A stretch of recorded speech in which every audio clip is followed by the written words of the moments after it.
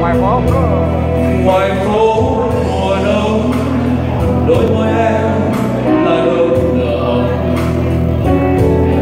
Dù đời đi nhé cho ta luôn nhớ lúc thở than,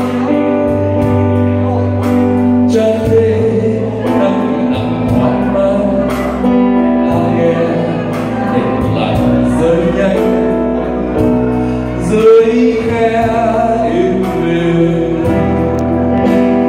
Ôi người nhé, ôi môi ngóng ngành giữa trần gian. Dù từng chim bóng lênh đênh vào giấc ngủ ngọng, cho tôi tay gối mong manh, cho tôi ôm lấy vai nhau.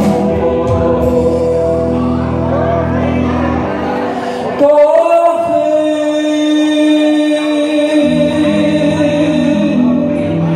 mưa lại trời là giọt nước mắt em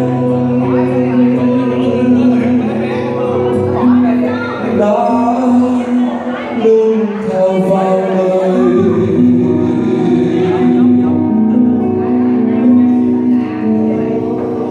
Làm từng nỗi yêu